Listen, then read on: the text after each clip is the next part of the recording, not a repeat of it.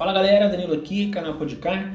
Gente, agora que mudou o IPI, você pode comprar um carro zero, sendo PCD, de até 140 mil reais, a gente não sabe se vai mudar ICMS, né? Que também é nacional, apesar de você pedir ele por estado, né? Quem determina lá é o CONFAZ, né? Então ele já muda a regra, por exemplo, para o Brasil inteiro. Vai que muda IPVA também, a gente não sabe como é que vai ser as coisas daqui para frente, mas o importante é você entender que assim, mesmo com um teto de 140 ou qualquer outro, você só consegue ter acesso à isenção, isso vale até para IPVA, tá? IPVA em carro usado, né? Apesar do IPVA também ser uma coisa ali estadual, cada estado tem a tua regra diferente, não muda o fato de você ter que primeiro ter o direito, né, de conseguir carro com isenção, né? Você se encaixar como PCD. Algumas pessoas já sabem como é que funciona, outras eu acredito que não, outras que já seguem o canal aqui pode ser que tenham esquecido, tá? Mas falando basicamente do IPI, que é o que está disponível aí com mais possibilidade de compra nos carros, para você conseguir ter acesso a ele, você basicamente precisa se enquadrar em 4 grupos de deficiência, não nos 4, né? Em algum desses 4. O primeiro deles, que talvez é uma boa parte, principalmente para quem vai dirigir, é o de deficiência física, tá? Depois a gente tem o de deficiência mental, o de deficiência visual e o autismo. Normalmente esses 3 aí, dependendo do autismo, vai muito da gravidade, mas aí é para PCD não condutor, tá? Mental e visual é não condutor, tá? Só não consegue dirigir, alguém dirige para ela. O física, a pessoa já consegue conduzir o carro dependendo da gravidade também que ela tem ali no corpo. Agora, como que você descobre que realmente você consegue comprar o carro com isenção? Você tem direito, você é de fato PCD. Essas 4 categorias, elas possuem documentações diferentes, tá? Existe um laudo, os famosos formulários em anexo, grava esse nome aí.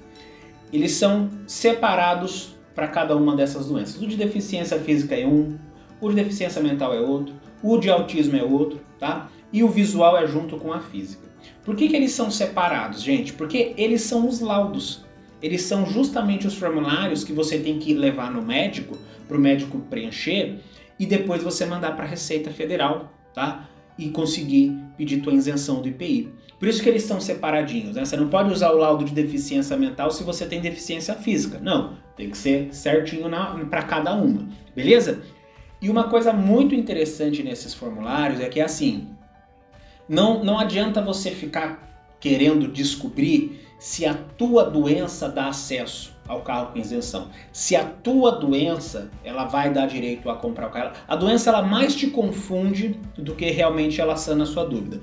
Claro que existem doenças que elas são muito graves, e aí o médico já sabe que é uma doença que não tem cura. Por exemplo, se você falar para o médico que tem uma amputação, poxa, amputação é uma coisa seríssima, né? Você perdeu algum membro do corpo, então você não precisa explicar muito, né? Amputou, tá? Só que você tem diferença de uma amputação de dedo ou uma amputação de braço, tá? Aí que a gente vai medir a gravidade. Por isso que não adianta muito você ficar querendo descobrir se a doença vai te dar direito a comprar o carro com isenção. Você tem que prestar atenção no que está te impedindo de dirigir um carro. Porque se a pessoa chegar e falar assim, olha, eu não consigo trocar marcha porque eu tenho uma doença aqui que ela tirou a força do meu braço, eu não consigo puxar o freio, eu não consigo virar o volante direito, porque eu perdi praticamente toda a força de um braço, é mais importante, é mais interessante você falar isso para o médico, ou você ter isso, né, na tua cabeça, do que você chegar e falar assim, olha, eu tenho aqui uma tendinite não sei do que. Pouco importa a tendinite.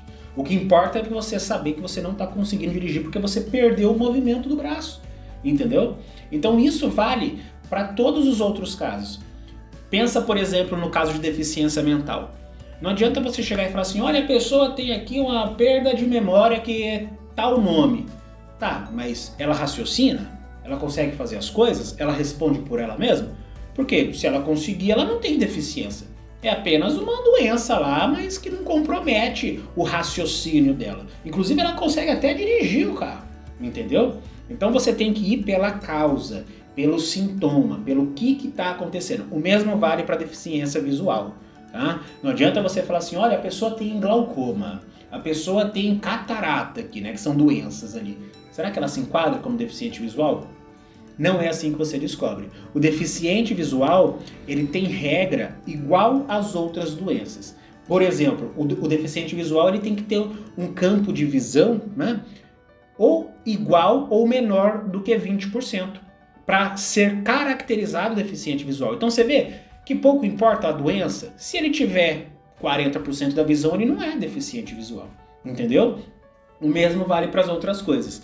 Por isso que nesses laudos, na última folha desses formulários, eu vou deixar aqui no primeiro comentário o link desses formulários certinho, tá? Para você dar uma lida lá. E você vai ver que na última folha ele está escrito as regras. Se você é física, ele está mostrando, para você se enquadrar como PCD, você tem que obedecer essas regrinhas aqui. Visual, essas regrinhas aqui. Mental, autismo, essas regrinhas aqui. Pronto, você não vai ficar mais com essa dúvida, tá? De ficar se perguntando, minha doença dá direito? Minha doença dá direito? Vê se ela se encaixa aqui, vê se os sintomas dela se encaixam nesse daqui, nessas regras. Porque se encaixar, beleza, a doença é um detalhe, a doença é só um nome.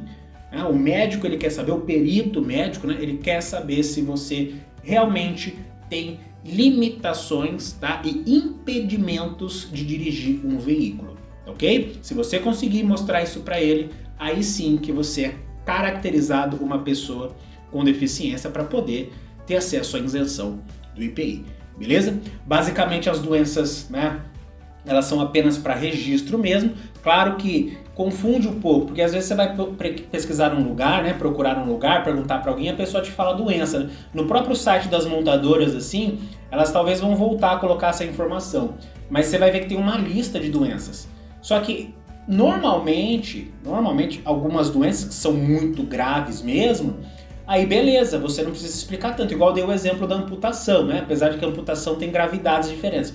Mas tem algumas doenças assim, que igual a artrite reumatoide, né? É uma doença muito grave, muito séria.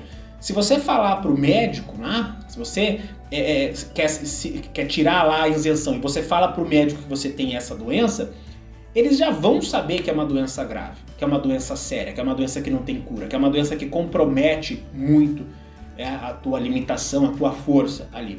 Então numa dessa, pode ser que se você se basear pela doença não tenha problema, mas ainda é confuso, tá? Ainda é muito confuso porque dependendo do estágio, tá? Dependendo ali realmente de como estiverem os sintomas, pode ser que você não consiga, tá?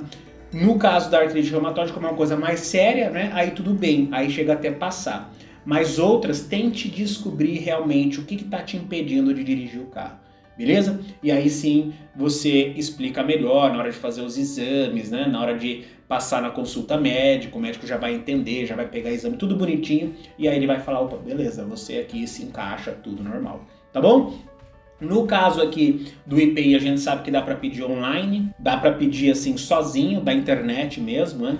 Inclusive eu tenho até vídeo aqui no canal explicando como é que você faz o IPI sozinho, por conta própria, e não é difícil, né? Você consegue fazer do celular, do computador mesmo, é bem tranquilo, beleza? Mas é legal você já ir reciclando essas informações, já ir entendendo, principalmente para quem é novo, para quem está chegando agora no canal, tá? E saber que, opa, peraí, para eu poder fazer isenção, eu tenho que obedecer essas regras, eu tenho que se encaixar nessas regras aqui, senão não adianta, senão você não consegue pedir a isenção do IPI, beleza? Qualquer dúvida deixe aí nos comentários, se vocês quiserem vídeos de outras explicações, avisa aí pra mim, eu gravo aqui pra vocês. Valeu? Um abraço aí.